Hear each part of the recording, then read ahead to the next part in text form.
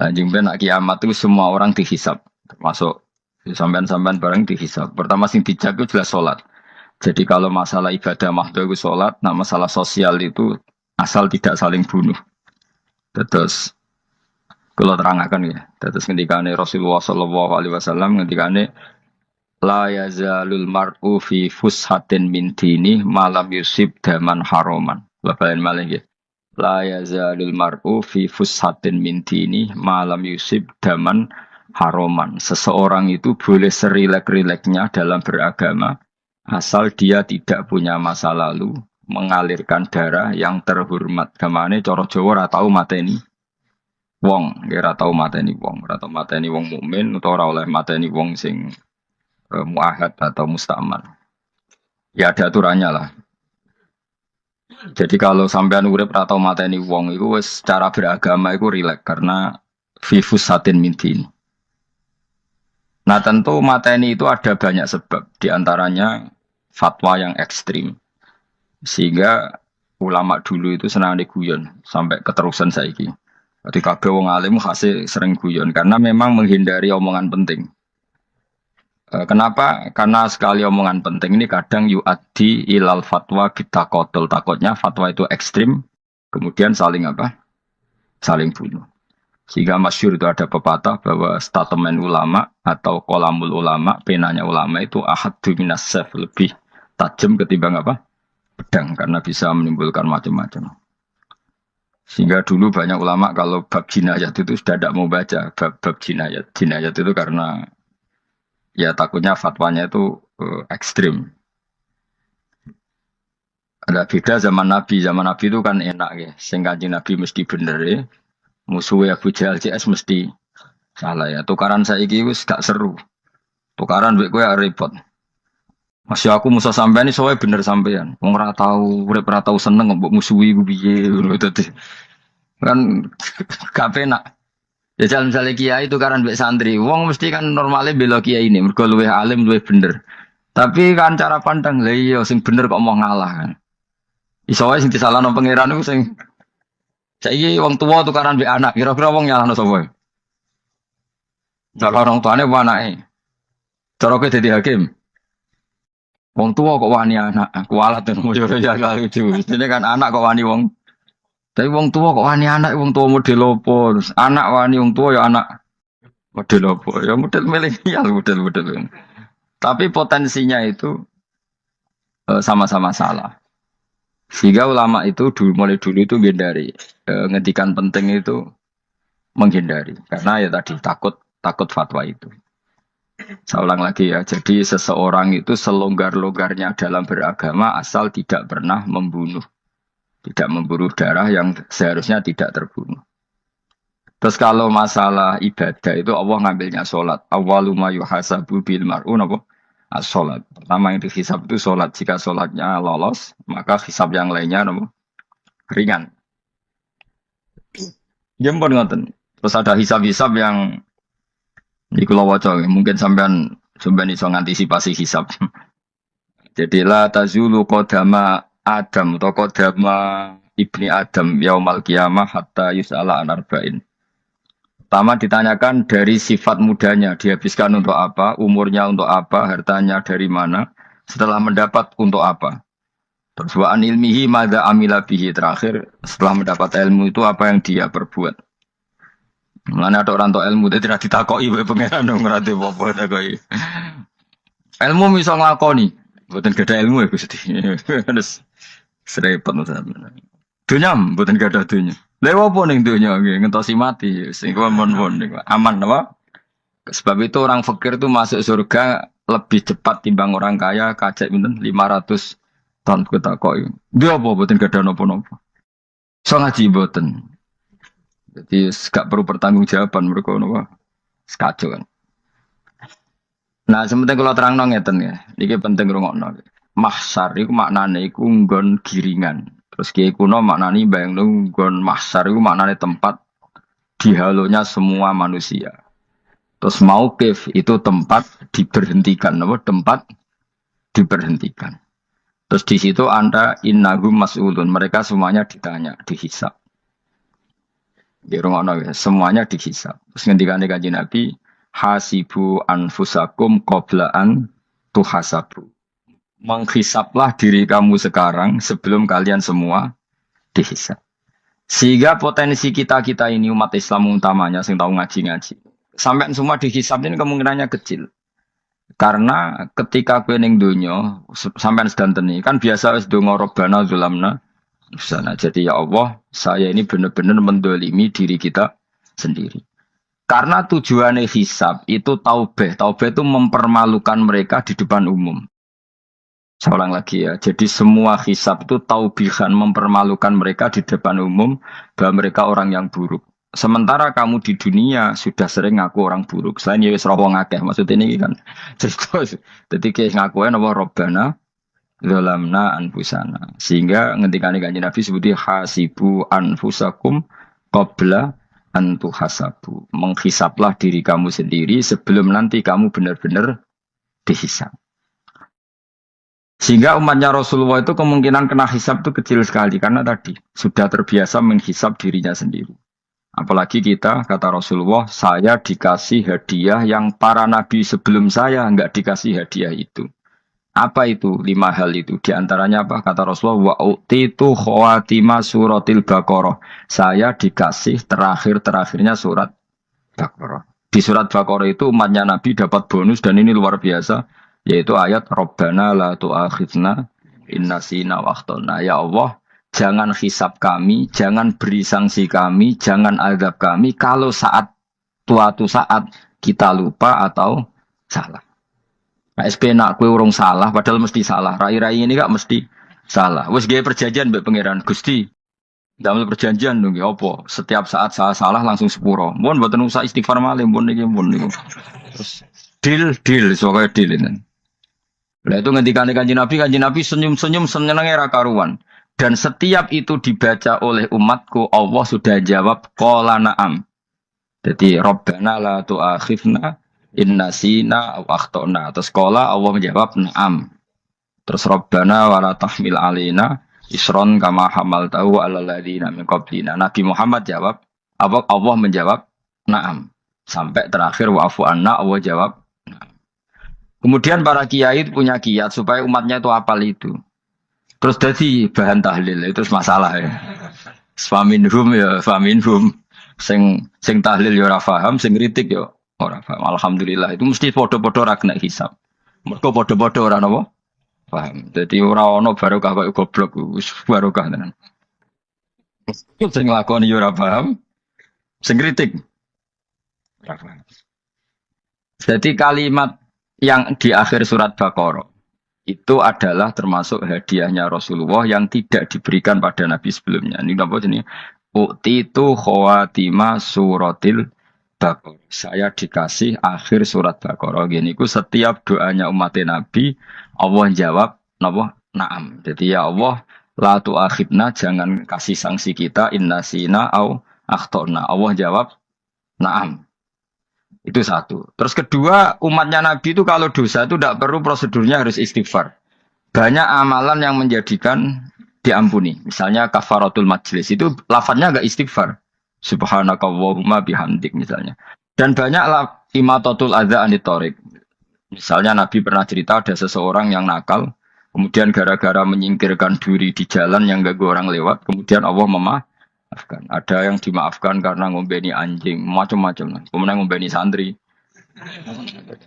macam-macam.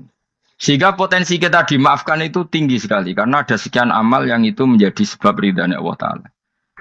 Malah kalau dalam dunia wali itu ada seorang wali mau ngarang kitab, kemudian tintanya itu diminum lalat, dia membiarkan tinta itu sampai lalatnya sampai kenyang, kemudian gara-gara itu dimaafkan oleh Allah Subhanahu wa Ta'ala. Banyak sekali. Sehingga potensi kita dimaafkan tinggi. Terus turu sudah ada orang rasani wong enggak macam-macam. Wiku ya insyaallah di sepuro pengiran. Jadi orang wali mergo kakean apa? Ditakoki, kenapa kowe kok turu wong wali? Mboten siap roh donya Gusti. Kenapa? Donya wis rusak tok, patok mboten roh Gusti. Lah iku ya mari swarga napa? Ya swargane wong turu ya kira-kira. Tapi jadi umat Nabi itu luar biasa. Makanya saya yang heran nih, kalau ada orang alim bikin gerakan terlalu tenanan itu keliru, wis biasa mawon. Turu ku ya ibadah, wae agar gak zina, gak maling, wae agar gak ngelakoni dosa gede ini sanggep bae napa? Ibadah. Karena tadi Rabbana la tu'akhidna in nasina wa akhtana. Terus Allah jawab nah. Sehingga kiai-kiai itu takut orang itu lupa, terus dimodifikasi sedemikian rupa jadi wiridan. Tapi alhamdulillah kok banyak yang kritik. Jadi ya biar seimbang, no? Seimbang apa ya alam demokrasi. Jadi kalau lagi kecewa ambek sing kritik, mereka insya Allah rapati paham masalah usul ini. Karena satu-satunya cara supaya orang paham tuh pancen ya dijak latihan bareng-bareng. Gak ngono wis malah ra paham blas. Ya tapi tadi ya semua itu resiko. Zaman Nabi Sugeng ana ibadah sunat dilakoni terus, Nabi yo duka, kuwatire dianggap wajib. Tapi nek ora dilakoni blas Nabi yo duka, wong sunat ora tau dilakoni. Jadi sudah alhamdulillah sekarang ana sing ngritik, ana sing setuju biar seimbang no. Wong padha ora paham wae napa? Padha. Padahal makna ayat itu luar biasa. Rabbana la tu'akhidna in nasina wa akhtana. Terus kedua, Rabbana wala tahmil alaina isran kama hamaltahu alal ladina min qablina. Ya Allah, jangan beri beban kami sebagaimana Engkau memberi beban kepada orang sebelum kami. Dulu itu kalau ada orang yang salah, itu harus dibunuh oleh orang yang tidak salah. Liyaktulal bari umingkum al mujrima. Supaya yang tidak salah membunuh yang salah. Sehingga ketika umatnya Nabi Musa menyembah anak sapi, ijel itu, apa kata Allah? Fatubu ila bari'ikum faqtulu anfusakum. Kamu syaratnya tobat harus saling membunuh, yaitu orang yang terbebas dari dosa itu membunuh yang tidak dosa. Masyhur itu. Terus Allah mengirimkan mendung yang pekat, terus gelap. Ketika gelap itu yang al-bari, yang enggak dosa, mengeksekusi yang dosa. Sekarang kan enggak, paling cakap KPK. Berarti penjara mulai juga, sisa korupsi jaga. Jadi penak lah pokoknya zaman akhir itu penak. Pemenang saya KPK ini mulai disoal, jadi aman akhirnya. Sebut sing bener nanti saja nih ya sing bener ya pangeran. Misalnya rasa KPK lah nak takwa ya rasa korupsi. Kalau KPK dilemahkan nanti yang korupsi marah. Lah masih orang KPK lah nak di pangeran kan ya aman karena korupsi. Kowe ku aneh-aneh wae. Kowe ku wong mukmin kok bakas ngono. Wis penting yo. Nek kowe wedi pangeran kan ora usah polisi, ora usah KPK, wis tetep ora usah dosa wong wedine mbek pangeran. Nah, kecuali ora usah pangeran ateis, itu masalah. Ya, tapi kan omongan ini gak populer, padahal bener. Nah, aneh. Jadi karena pemilu ini terbebas korupsi, nak ono KPK, urip makmur, nak ono menteri kemakmuran. Pokoknya kuwabe kowe mbok gantungno pejabat negara. Mengenai tahu hitam jeblok, sak jeblok-jebloke. Misalnya rasa sejahtera, misalnya menteri sosial harusnya gini-gini. Ngono korupsi salah KPK. Ngono ono ra keamanan salah polisi. Senengane nyalahno wong. Wis kali-kali nganggo tauhid. Nah ono adab iku mergo dosa yang sudah kelewat. Ya tapi kan gak mungkin ngomong bernegara gitu. Tapi atas nama iman bahasa kita seperti itu. Kalau atas nama bernegara emang kita butuh polisi, butuh tentara, butuh KPK. Tapi atas nama iman ya tadi, kalau kita diberi sanksi Allah itu rata-rata dari bima qaddamat yadaka itu pasti ada salah yang pernah Anda lakukan. Ya sudahlah ini zaman sudah seperti ini. Sanut aja, ada tuh wong akeh. Kalau terang kembali masalah hisab ya. Hasibu anfusakum qabla an tuhasab. Kamu menghisablah diri kamu sebelum kamu. Misalnya saya sebagai ulama, tentu hisab terberat saya itu kitmanul ilmi, menyembunyikan apa? Ilmu. Karena ilmu kalau disembunyikan tuh bahaya sekali. Bayangkan di alam fisik. Misalnya ada orang berkebutuhan pada kemaksiatan, terus di situ ditulis bar, karaoke misalnya. Orang bisa ke sana karena ada tulisannya, ada WA-nya, ada alamatnya. Kemudian ketika Anda bisa Fathul Qorib, tidak ada tulisannya. Harusnya Anda juga nulis ahli Fathul Qorib, ahli Fathul Mu'in. Nah, oh, ahli Jaljalut tulis saja. Ahli Rimbon. Enggak apa-apa tulis saja. Penerus Ronggo Warsito tulis saja. Zaman gendeng, nara melok gendeng, rakeduman, tulis saja. Tapi barokahnya tulisan itu kan orang bisa tahu. Makanya kenapa banyak orang sufi yang sudah menyembunyikan diri, wanaknya nakal-nakal. Karena dia disalahkan Allah, karena menyembunyikan ilmu. Saya itu orang yang senang tertutup, kecuali masalah ilmu. Saya mau mengajar terbuka seperti ini. Karena tadi, Awal dari dikenalinya kemakrufan adalah dimaklumatkan. Awal dari dikenalinya keburukan juga karena dimaklumatkan. Betapa celakanya kalau kemungkaran dimaklumatkan sementara kebenaran tidak dimaklumatkan. Makanya Mbah Mun itu sampai berfatwa, Mbah Mun guru saya itu. Nah, ono masjid, ono menawarani Mbah Mun duka. Masjid kok ono menarani, wajib ono. Dulu saya iskal, kenapa menara jadi wajib? Tapi setelah saya tambah angan-angan, secara fikih jelas tidak wajib. Tapi coba bayangkan, misalnya ada bar, lampunya tinggi, orang dari jauh tahu itu bar. Sehingga kalau mau maksiat misalnya ingin ke sana. Sekarang misalnya masjid gak ada menara, ada orang ingin sholat, ada masjid tahu orang. Tapi baru kayak ada menaranya kan. Intinya semua kebaikan itu harus dimanarohkan. Makanya manaroh itu dari kata nur. Dimenarakan, dari kata nur, dari kata dicahayakan, dimaklumatkan. Sehingga mulai dulu lama itu meskipun humul itu menyembunyikan diri. Tapi kalau masalah ilmu mereka membuka diri. Loh, coba kalau misalnya ngaji seperti saya ini, saya tidak terang-terangan jadi orang alim. Sebetulnya nggak baik. Kalau kamu ujub, sombong, aku orang alim itu tidak baik. Tapi kalau kita kan tidak karena ujub tadi, harus memaklumatkan. Coba berapa bapak-bapak yang tertolong nyari bidan ketika istrinya hamil. Gara-gara tulisan karena yang nolong itu. Bidan. Ya kan? Dokter gigi. Atau kalau nggak dokter, ya ahli gigi. Ahli gigi itu yang dipasang tanpa medis itu. Tidak kamu menjadi tahu karena apa coba? Tulisan. Tapi kenapa kebaikan tidak seperti itu? Harusnya sampean itu tulis saja. Misalnya sampean nggak alim saja, maklar orang alim. Siap menyalurkan ke tempat-tempat orang alim. Coba TKI tenaga kerja itu. Mereka tahu Korea, Hongkong karena bisa penyalur tenaga kerja. Tulis saja rumah kamu penyalur ke orang alim. Nanti antar ke berduaan. Kalau ada orang tanya, maksudnya gimana? Kalau butuh orang alim, tak antarkan. Oh ya sudah, itu kalau se-Indonesia, itu luar biasa. Jadi yang ngajinya dulu Fathul Qorib sampai bab sholat itu saja. Ahli Fathul Qorib sampai bab sholat. Terus saja dalam kurung pemahaman pas-pasan. Lu coba dokter itu kan fair. Kalau ilmunya pas-pasan tulis dokter umum. Kalau dia merasa pinter dokter spesialis. Dan itu menjadi orang tahu. Tulis saya kan ke ahli saraf. Ya buatan guyon itu betul. Makanya saya ini termasuk orang yang menyembunyikan diri. Tapi kalau bab ilmu enggak. Sehingga nyun saya tidak sombong banyak gus-gus alim yang ngaji saya jamul jame, ngaji mahali. Padahal itu kitab tersulit di pondok. Tapi gara-gara saya sering cerita, saya pernah ngaji jamul jame sama Mbah Mun. Saya pernah mentakriri kitab ini, kitab ini. Nya banyak yang ngaji saya.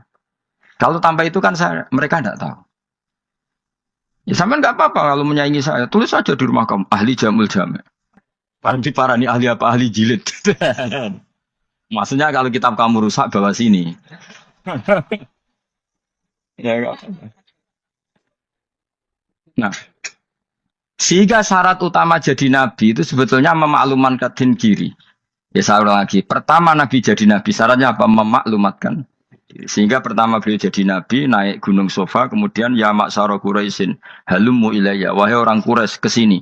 Terus Nabi mulai manggil satu-satu, ya Bani Abdi Amanaf ke sini, ya Bani Fihir ke sini. Terus saya ini adalah An-Nadhirul Mubin. Saya sekarang diangkat jadi Nabi. Terus Abu Lahab marah-marah, tabban laka ya Muhammad, alihada jamak tanah.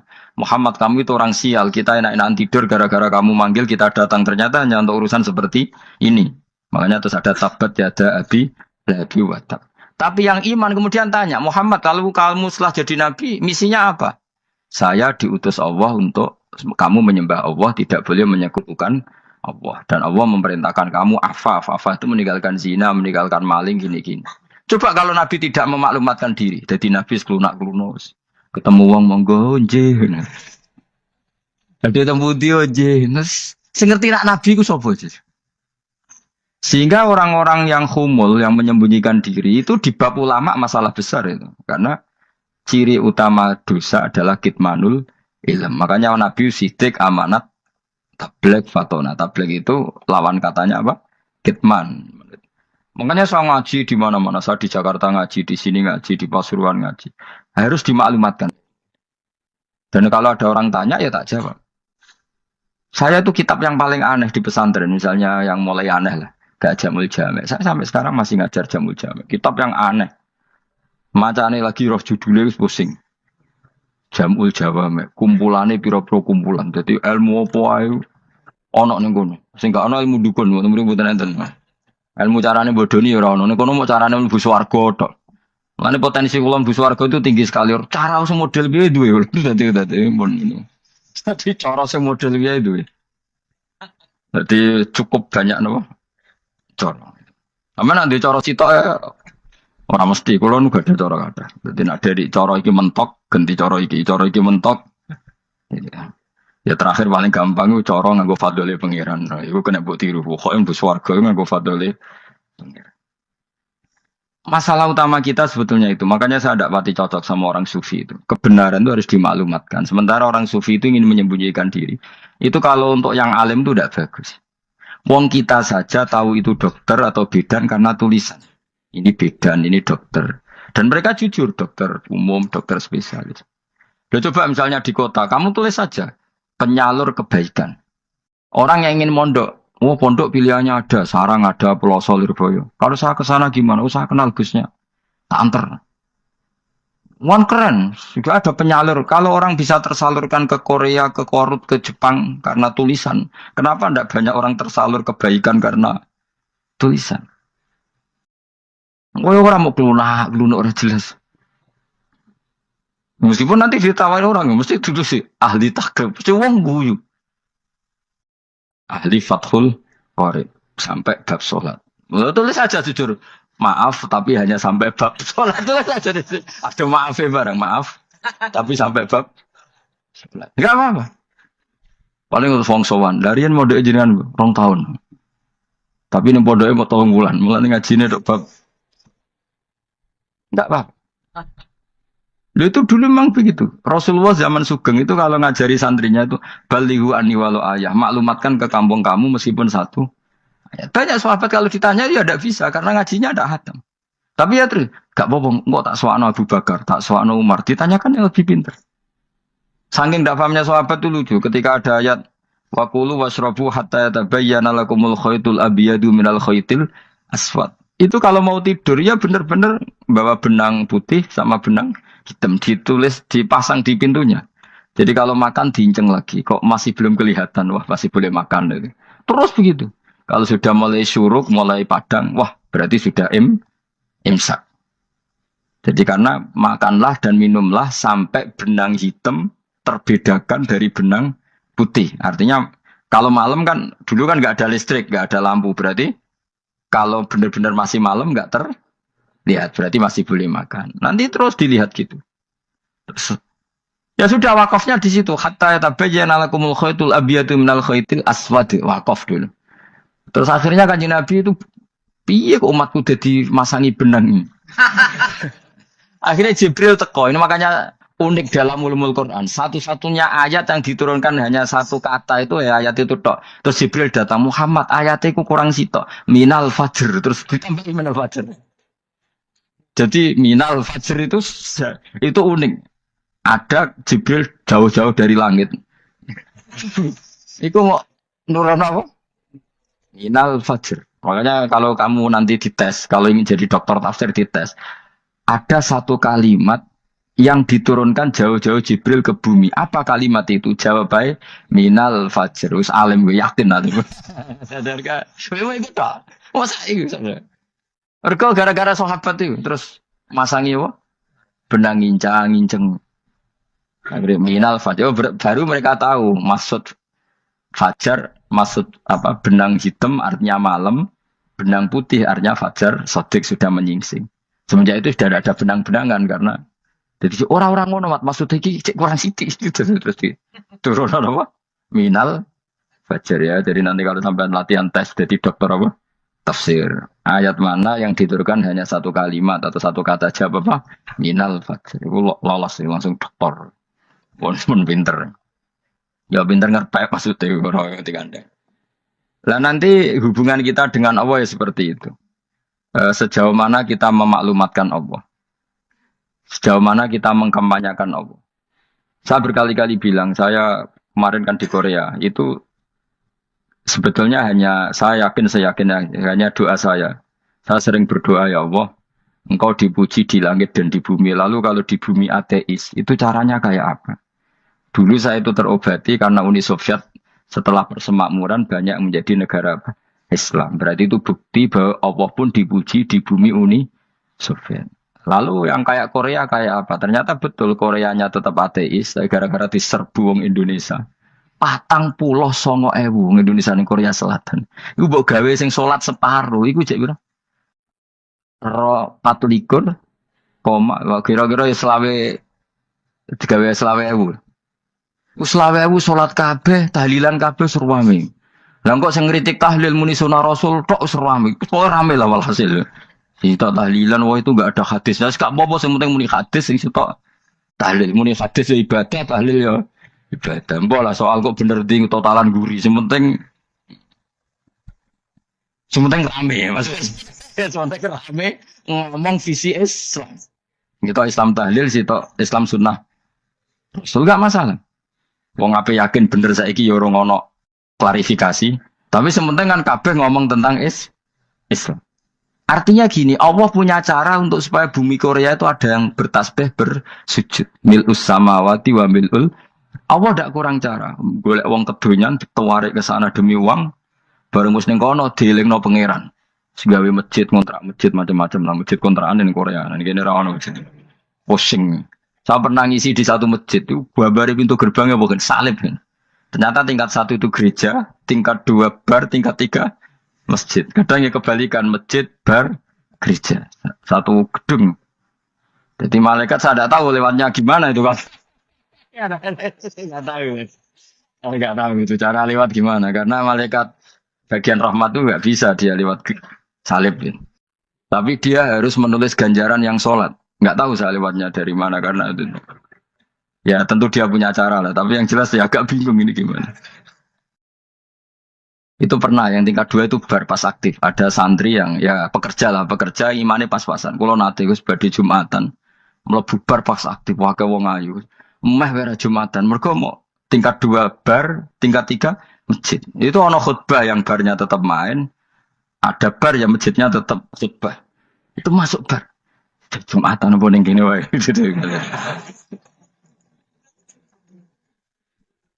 Akhirnya ya di situ beberapa menit terus ada komat Jumatan. Dosa ta Gus ini. Ya aku muni. Ya sebelum Jumatan ku apik. Wong sedhi dilakoni kok takok dosa ta Gus ini. Ora imus kadung lakoni kok takok. Artinya gini, Allah punya cara untuk menyebarkan Islam di Korea. Sama seperti Allah punya cara untuk menyebarkan Islam apa? Di Indonesia. Dulu orang Gujarat, Punjab, ya sejarah ini menurut saya ya tetap sebagiannya benar.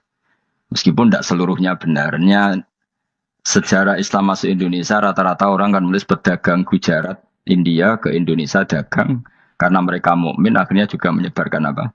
Islam. Tapi itu jelas nyata. Meskipun tidak semuanya seperti itu karena ada yang dibawa Yusuf Baros itu yang muridnya Sayyidina Ali itu. Terus juga ada yang dibawa beberapa habaib dari Yaman langsung ke Indonesia kayak yang di daerah Tuban itu kan langsung Habib-habib dari Samarkand langsung ke mana?